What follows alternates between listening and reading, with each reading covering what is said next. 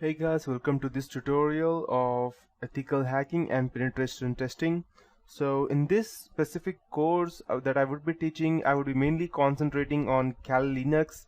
Besides, if you have some prerequisites like basic fundamentals of Linux, or if you know what programming is, or if you have at least done some basic programming stuff like C, or even better, the least easiest programming language that I think would be Python. So even if you have the basics in that, this would be much more easier for you. So before I start with any of this process, I'd like to ask one question: that what is ethical hacking? If you are talking about as to getting into someone's or invading someone's privacy, that is not called as ethical hacking. It's just hacking, and hacking can never be ethical. So hacking means to go ahead and gain someone's personal information, and if you define the term as ethical hacking, then ethical means doing it for the right purpose. But when you are going ahead and invading someone's privacy, that cannot be considered as ethical, no matter what good you are trying to do. So at that point of time, there was a time when there were a lot of people computer in 1990s, and the computers were just came into existence. The Google just came into existence. People did not knew much about using computers, and there were people who used to run programs, and there were con artists who used to call people, gather information about their computers or bank accounts over the phone. And at that point of time, the government thought that yes, there is a need for something, some countermeasure, so that these people who go ahead and create some kind of, let's say, chaos or try to cheat people, there needs to be some way so that they can be tackled with. So at that point of time, the government came in, this kind of ethical hacking came into existence, and they defined this term as ethical hacking. So to start with, uh, just before I proceed, let me tell you that ethical hacking is not only necessary for, let's say, for your studies, or to go ahead and get some, let's say, to get a job in a company. If you're just doing this for getting a job in a company, then let me tell you that it's not that easy. And even if by the time you see this course may become a bit outdated, because to be in process to gain information about ethical hacking, what I could do in this tutorial is that I can go ahead and give you the latest updates that I have, but this is as for today.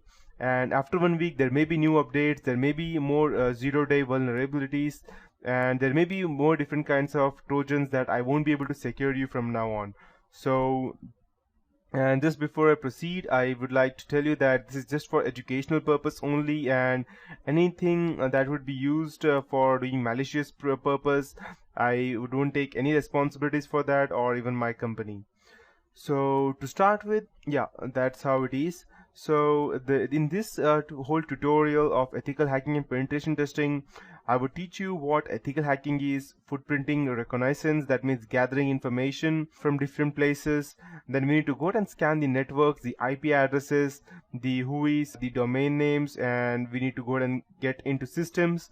So getting into a system is far different from what we see in movies. It's not like we can just go ahead, and if you see some movies like, let's say, The Matrix, which was very famous, or if you go ahead and see the Hackers movie, or if you see any movie in which they show that okay, this guy is a hacker, so you can see them that they just go ahead, type some random stuff into computers or cell phones, and yes, it is hacked. But no, in reality, that is far away from different.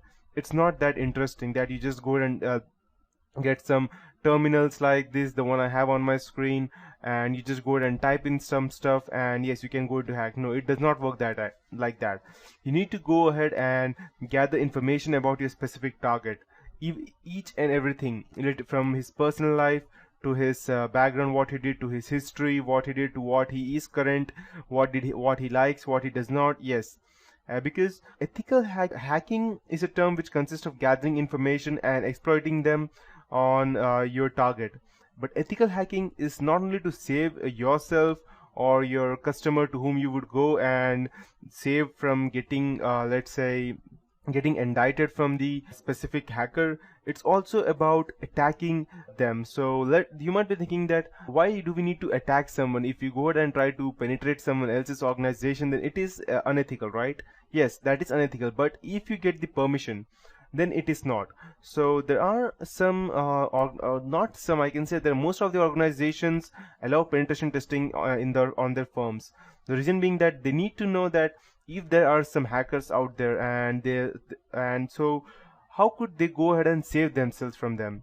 So they go ahead and authorize a penetration tester, someone like me or someone like you who would become after going through this whole project of mine. So once you go through this project, you will become some kind of an ethical hacker, but you need to keep yourself updated and you need to go ahead and practice continuously, and there is no actually stop for this ethical hacking.